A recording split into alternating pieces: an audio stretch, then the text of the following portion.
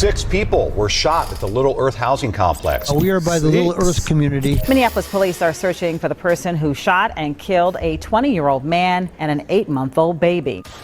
When I got shot, I think 4 or 5 of us, our families got raided. I get a knock on my door, see a bunch of military-style guns. It's been getting kind of scary, like gunshots here. How often does someone hear gunshots here? And every other night, maybe. They executed him in the parking lot over here. Shortly after that, a 911 call came in about a shooting in that area. Officers located a 13-year-old boy in a yard who had been shot in the head.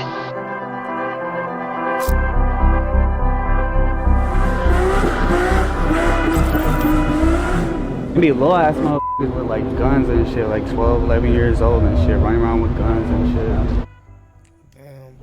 Let's cover how the Little Earth Housing Project came to be. The Indian Relocation Act of 1956 was signed into law, and the intent of the bill was to encourage natives to leave the reservations, go into the cities, and quote, assimilate into society. When this was signed into law, thousands of natives flocked from the reservations to the cities under the promise of a good paying job and economic mobility. Many natives from Midwestern tribes, like the Lakota for example, relocated to the city of Minneapolis. These folks were paid to leave their reservation, but once they got to the city, they found themselves cut off from the support system of family and community that their reservation had provided. In 1973, the Little Earth Project was founded as a response to the housing discrimination that many natives faced. Although not officially a reservation, the 90% native population of Little Earth lead many to perceive it as such. The nearly 2.5 square mile of housing project is home to 1,500 people, and over 39 different tribes are represented in this population. This is a place of yin and yang in which it has both a very tight-knit community, but also frequent violence and chaos. The instability is not surprising when you consider the high rates of unemployment, alcoholism, and the fact that 94% of the population is living under the poverty line. Today, we go boots on the ground on Little Earth, the only native housing project in the US, and we move through the neighborhood, talk through the residents, and get a feel for what everyday life is like. Let's dive in.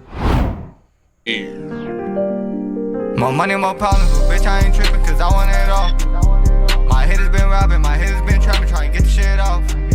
Niggas say he want war, but I know he don't want to get caught in that cross. Fuck your hoe one time, then I'm done that, tell a little hoe get lost.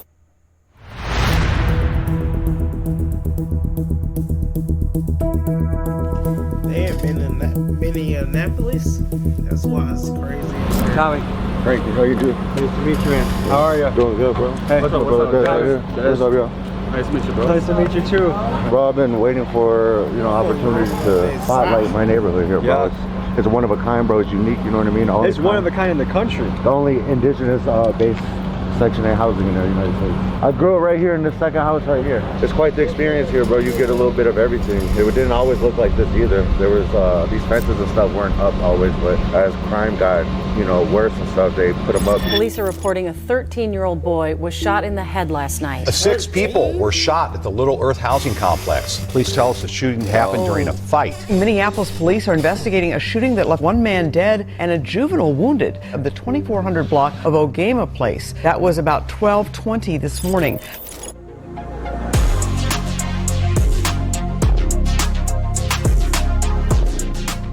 These garbage cans have been here forever. I remember as a kid, these actually burnt up. Somebody threw charcoal in here and they lit on fire and they haven't changed. Garbage cans? There's 2 sides to Little Earth.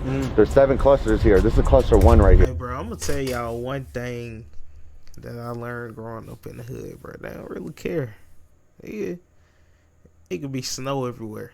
I ain't gonna really plow that snow. They gonna plow the snow in the good neighborhoods. I ain't gonna come to your neighborhood and plow that snow. You gonna have to come together and plow that snow. It's crazy. You better hope they get your trash. They giving them old trash cans. They damn near done burnt them trash cans to death. When he was a kid, you could see the burnt marks on them. Spray paint all on them. Get them some new trash cans, man. Here, cluster 2 is right here, and then they have apartment buildings down here. So yeah, right here, the dude, I guess he was high, fighting his own demons or something, from what I was told, and he ended up burning this entire row right here of houses and stuff. Damn, do you know how recently this all happened? Shape high like 3 months ago, maybe? Yeah, 3 months ago. I always got to carry a little Narcan with me, just because you never know what you'll run into. I've seen people that are overdosing and I couldn't help them, you know what I mean? A couple years ago, one of my brothers died actually in my bathroom. Like, he overdosed in the bathroom, and me and my brother found his body on the toilet. Like, it was really difficult because we had to lift him up and pull his scary, pants back bro. up on him. And as we're bringing him down the stairs, his mother knocks on my door, and I didn't know that she knew where I lived even. So it was just like a movie almost. That after that, we brought him to the hospital, and yeah, he didn't make it. You know, I wish I had Narcan at the house because of it. So after that incident, like, I decided it's best just to keep Narcan with me. You can see people getting high, just, you know what I mean, just in the broad daylight, just getting high. And It's fentanyl hit this community particularly for hard. sure, bro. There's at least one overdose a day, if not 2, 3, bro. I'm so desensitized to it now. Me and my brother were doing the math on like how many people we knew in the community that we grew up with personally to have a relationship with them.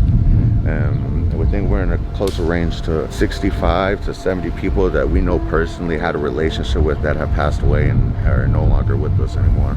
It's pretty heartbreaking, bro. There's a lot of people we grew up with that are no longer here, bro. So, yeah, I don't know. Are you sober? Oh yeah, I don't drink. I don't. Hey man, for all that vote, we should get the drugs off the street. Say I.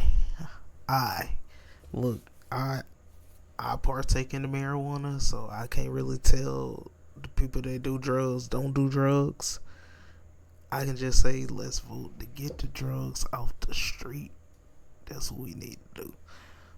Another thing, it's getting so crazy that you gotta carry Narcan for the addicts, just in case they OD, bro. That's a crazy sight right there, man. Watching these Tommy G videos and the Tyler Rivera videos, bro. It's a sad world out here, bro. Some of these places, they got legal drugs. You can do all type of drugs, man. It's wild. It's wild. You gotta prepare yourself for where you at, though. I say get the drugs out the street. That's what I say. Play my nose on needles. I grew up watching that, so I didn't grew up. That's not what I wanted to be like. I ain't had no dad around, so I have kids, so I want to be something that, you know, I ain't never had. And then me and my brother ended up getting our unit right here until we got kicked out. What made you get kicked out? My brother right here was fighting, and the dude kept trying to get to his friends. We went outside prepared for ready to fight with drama, you know what I mean? And during that time, I had my concealed carry. I had an AR-15 on me, and you know, in Minnesota you can't open carry with an AR-15, so that's where my felony came into place right there, was open carrying that. As he's fighting, one of the guys point blank range is about to shoot him in his back. I distract him, and from that distraction he shot me. One of my brothers ended up returning fire on him and ended up shooting 5 people that day, and I was the 6th person to get shot that day. So from that day, you know, it's hard to prove self-defense with that situation. I sat 104 days in the county, and then I did probation, and then like I violated probation. I had to fight the violation. So I sat 5 years on probation after doing the time. What happened was it went through here. It missed my Achilles tendon and missed my ankle, both by just centimeters. That's lucky. Yeah, I had to teach myself how to walk again, and I'll never ever walk the same. How often does someone hear gunshots here? And every other night, maybe. You might hear them every day. I know that shit had to hurt, bro. I broke my ankle in that same exact spot, and it be driving me crazy sometimes. Imagine getting shot, nigga. Damn.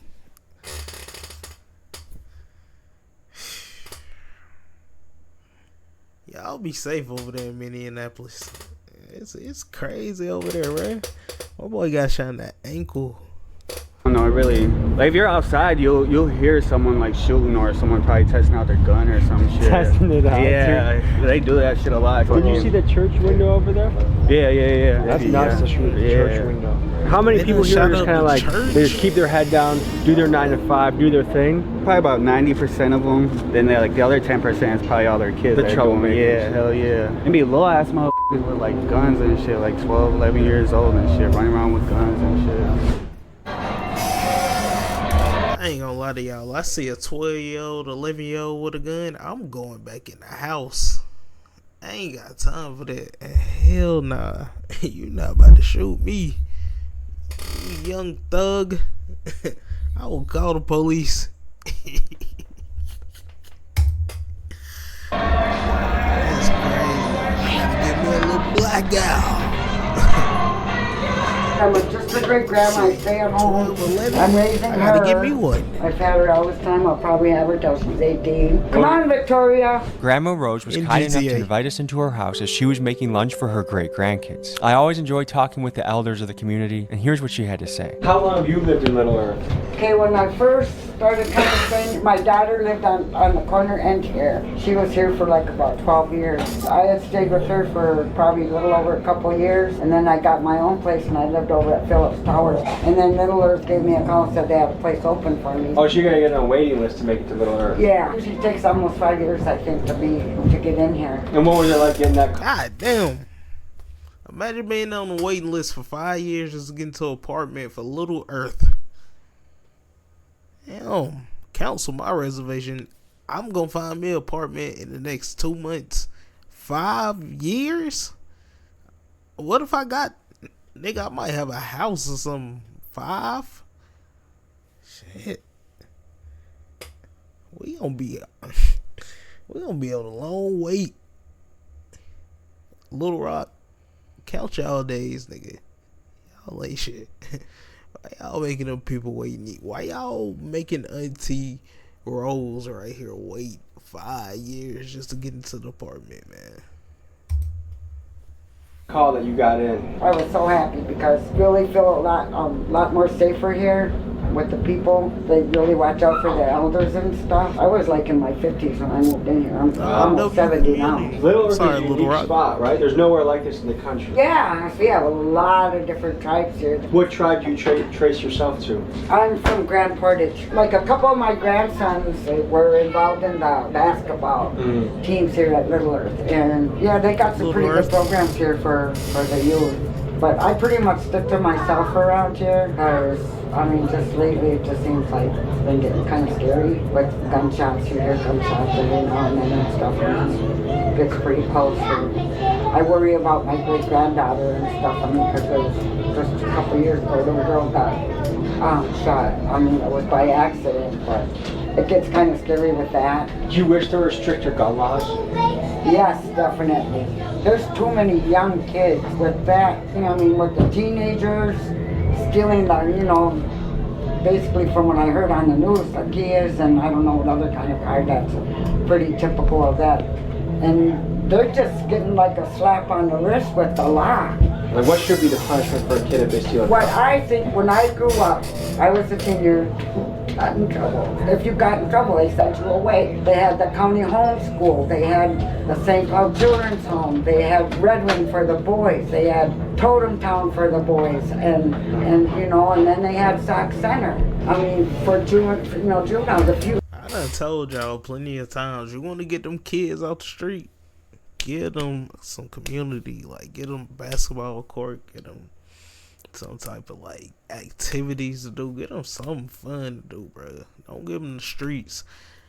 And I'm gonna say this too, ain't nothing wrong with guns being legal, but it's all on who you let have access to them guns. Nigga, letting them kids have it at 11 and 12 is insane, bro. It's crazy. I see I see at least a cool 18 and up. I say 18 and up because they should be of age the way you can at least teach them the right law. And they got to follow a background check and all that other stuff to get it. Because, yeah, man. Yeah, they need to go to some training classes. And they can't get it until they finish all the training classes. Especially for them. But, nigga. Damn. You gotta be somewhere where you draw the line. They basically giving them access. If you got in trouble, you know, like you got sent to one place, you know, go home and get in trouble again. Then you get sent to a more stricter place. And I think they should bring that kind of stuff back. Something is wrong in society if we are afraid of a 14-year-old. Exactly. Damn, they got them scared of 14-year-olds right now. That's so wicked. How you guys doing today? What's up? I'm just coming from work, getting ready for the classroom, you know, big day tomorrow. You a teacher? I am a teacher. How yeah. old? Teacher? I do 5-year-olds through 12-year-olds. I'm lead teacher right now. How is that? It's really nice, you know, we got everybody from the community, so it's like... Is it a local school? It is, it's just straight across there. Okay. Like, is it hard for kids to focus nowadays? It's more like building that relationship with them, you know? It's really nice to just be with them. I mean, it's such a blessing. You can watch a kid grow from a young kid to a young man or a young woman. Exactly. I was actually a former student there, so being able to work there now, it's like being able to relive my childhood and see them too. Like. Hey, bro, for the young kids out there that's at school, I can definitely say this right here. Look, school is not hard. School is all on what you make it, bro. I used to be the first one done with my work sometimes. Used to have people, some people copy off my work sometimes. Sometimes I copy off other people's work. Cause it be some class I'll be like, nigga, I don't know. French? I don't know. Wakashu. Nigga, I don't know what y'all talking about, nigga. Jim of hell. That's all I know. And croissant. But look, nigga, school is so easy, bro. All you gotta do is get your work done and get out of there. No cap. You wanna go to college, learn something. Get you a degree or something. But look, school is easy, man. All you gotta do is do the work. Nah, though, I like what she just said. If you got like a good teacher that's like, I don't know, making you feel comfortable. Yeah, cause you got some kids, they be wilding. They don't know how to be comfortable. They just comfortable in their environment where they be wilding. Like, nigga, you in school, why is you wilding at lunch? Why you wilding at lunch? We over here freestyling at the table. You wilding. Chill, nigga. Matter of fact, we in math class. Why is you wilding, my nigga? Relax. It's early in the morning. You need them type of teachers. That's gonna like make you feel real comfortable. The way you ain't gotta wow, you chill. You're passing the torch. Yup. Just go to show them the bridge real quick. You know the bridges, man. With all the murals on it? Yep. Yeah, I'd love to see that. That's where they do have a missing and murdered indigenous people wall on that one, so we can see all the names. And that's big across the country. I'm learning that's a really big thing. Missing and murdered indigenous women. Yep.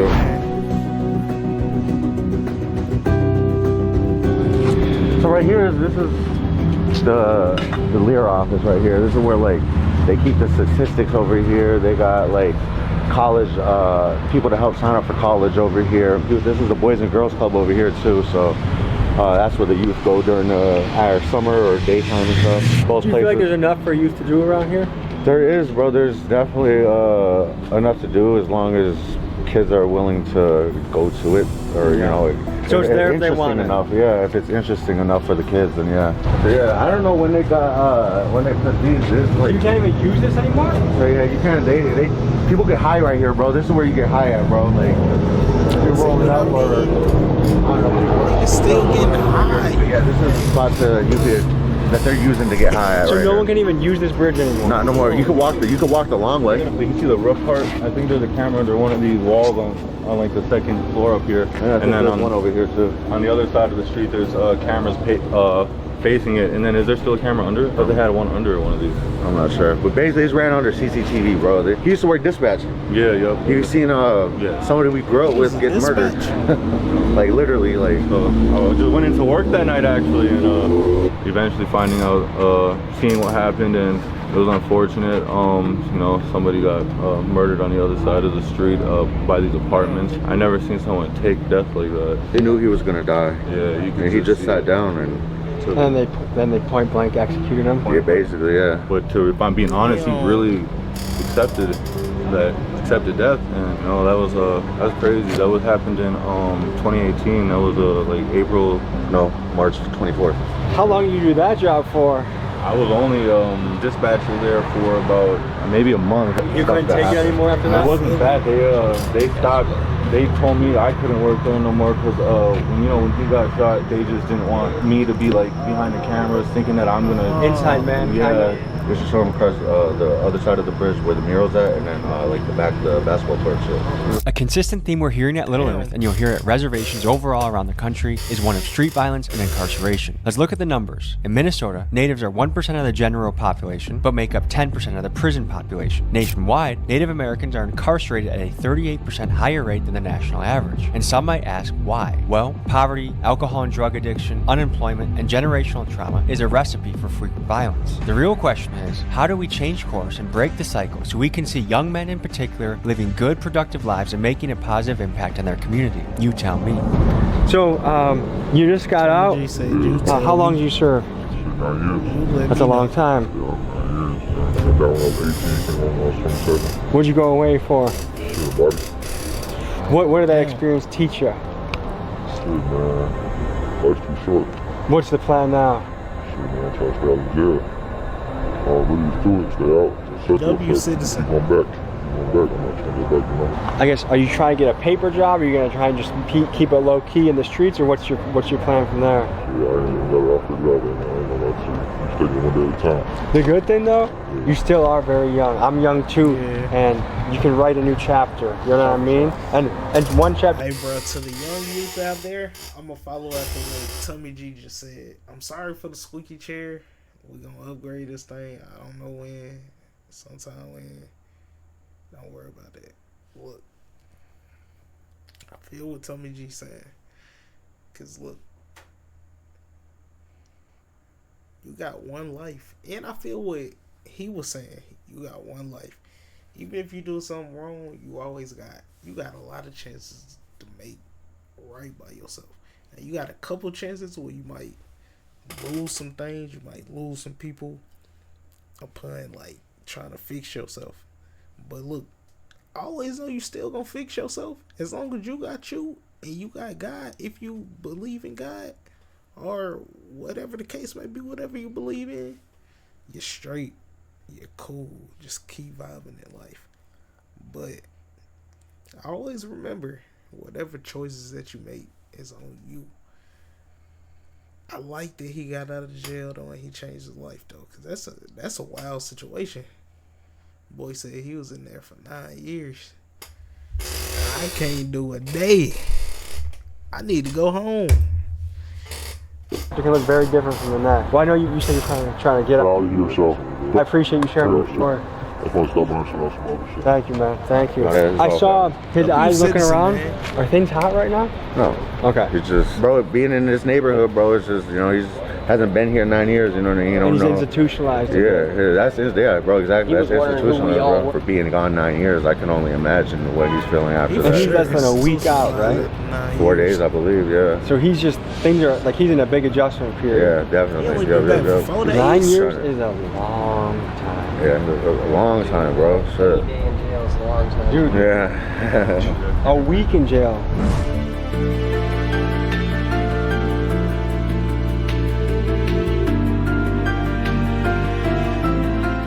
I think people that passed away got killed and shit right here. Ivan, I think, yeah, they executed him in the parking lot over here. For what? Why? I don't know, bro. He's our age.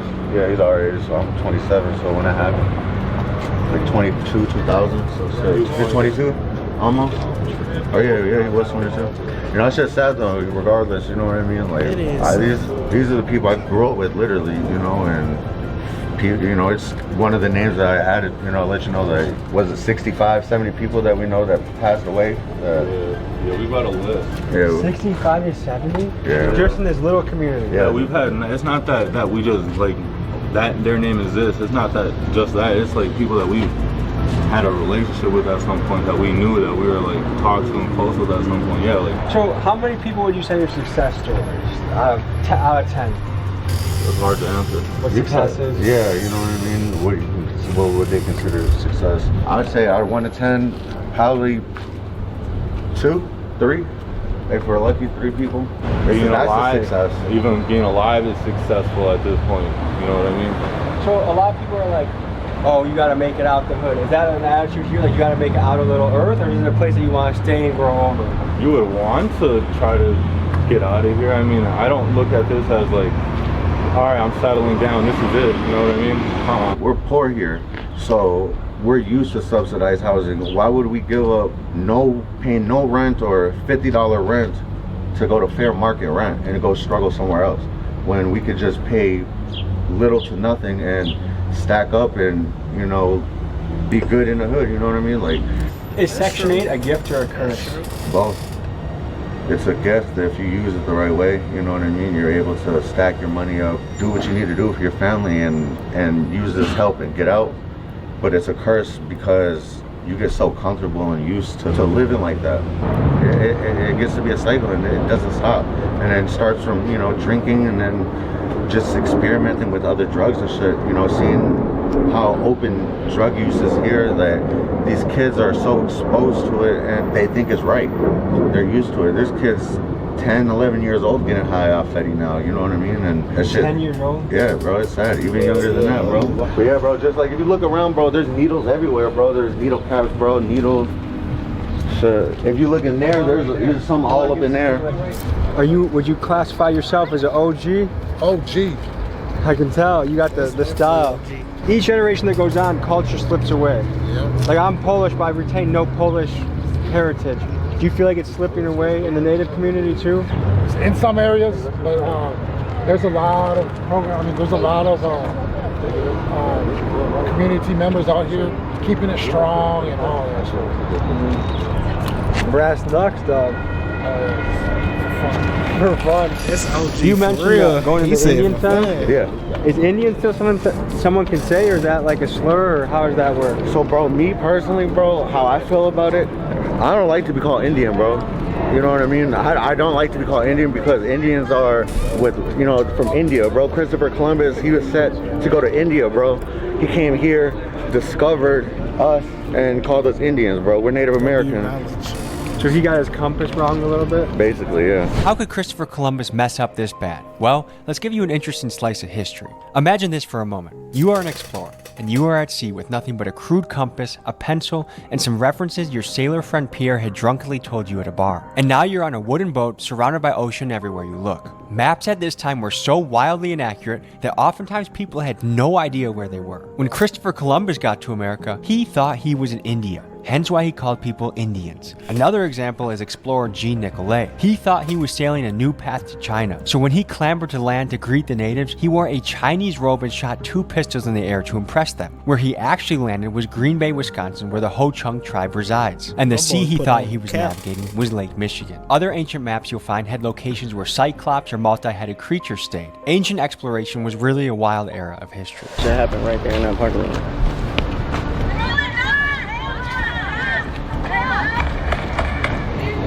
Holy right shit. There. Is everyone okay? Yeah, well, my cousin got shot. That's wild, dude. My sister recorded that. I lost my video because they banned my Snapchat, but I was right here. We ran this way. Did you have adrenaline pumping through Hell you? yeah. Dude, that's where you get the shakes afterwards.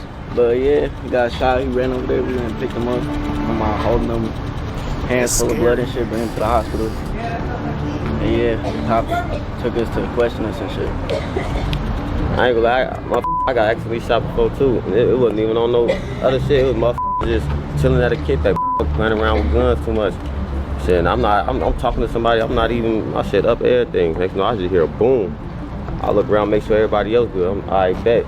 Something on my mind like, nigga, you ain't even check yourself. I look down, blood, gushing, I'm damn. And that was just on some chill shit. It wasn't nothing but family, you know what I'm saying? So like, shit happen, anything happen anytime, it's pretty crazy. And where were you hit? Shit, I had to do 3 hours in surgery in Minnesota, and then they couldn't even finish it, so I had to fly me over to North Dakota, my stomach cut open, and then finish another 3 hours over there. Let's go tap my mom name. 612, that's where I'm from. Is this relatively new? See, man, that's why I said with the guns, bro, especially at a young age. Matter of fact, if you're an adult with any firearms around you, dog, and you got kids around, at least teach them how to use it. If you're gonna just leave it sitting around, teach them how to use it. Don't just leave it sitting around. Or if you're not gonna teach them how to properly use that firearm, nigga, put it up. Damn. Cause now they gonna get to playing with it and they gonna end up like that. Golly, man. Oh yeah, that's why it's like peeling his How did dry. that feel on the fingers? Can be rough. Yeah, that's what painful. Yeah, the fingers the worst. Oh, big yeah. Who I like? What's your Earth one? That's me. You feel me? I'm a king. I'll be past here, getting to my money. Who's Ben? That's my little cousin, R.P. Ben. Long live him. He passed away in the car accident. You feel me? I keep him on my wrist. He's my guardian angel, always protecting me, looking over me, along with my Uncle Keith. You feel me? My guardian angel. Always make sure I'm good. Look over me, keep guiding me, keep me safe on phone. Did you guys make that yourself or you get it off somewhere?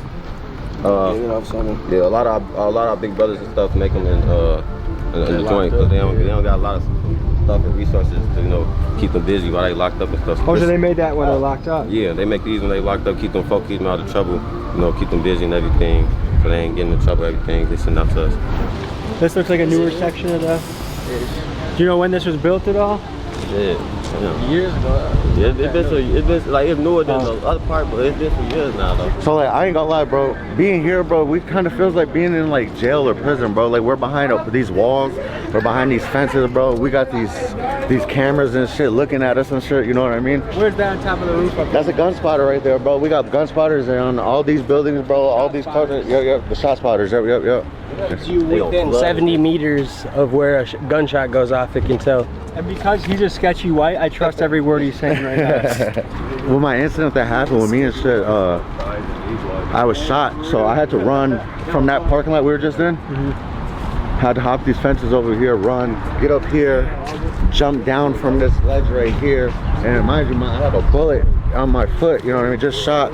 My shit, I don't feel nothing.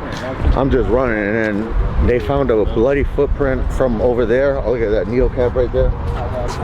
They found that bloody footprint from over there all the way over here and shit, bro. See the caps everywhere, right? Everywhere. Look at, there's needles right there.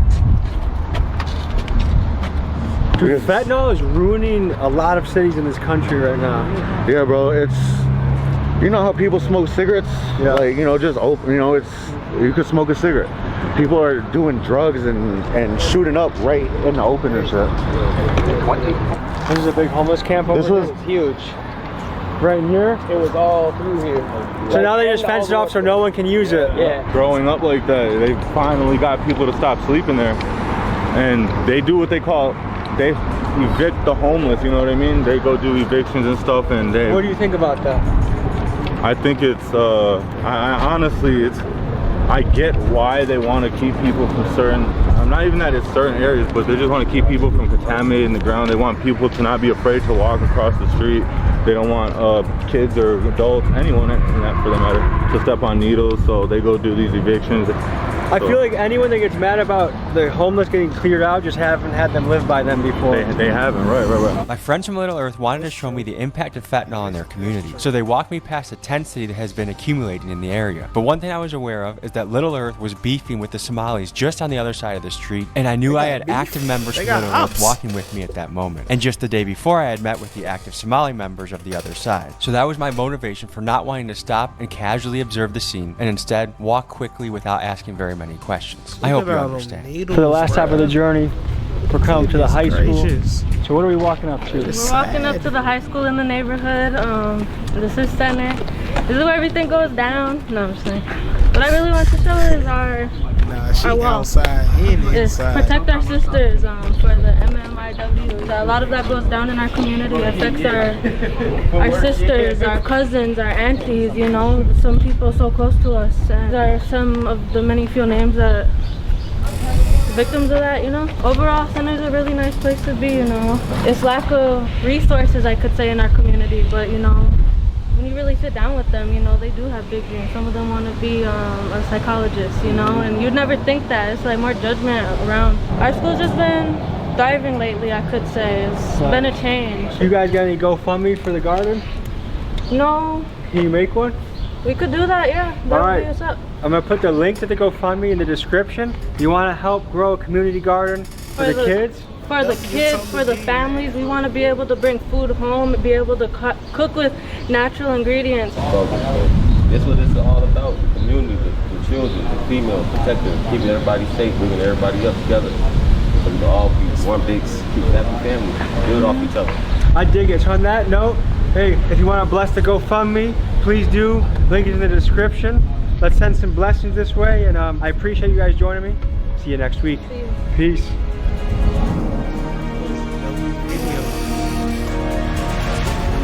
Miami BBLs. What the hell, Tim G?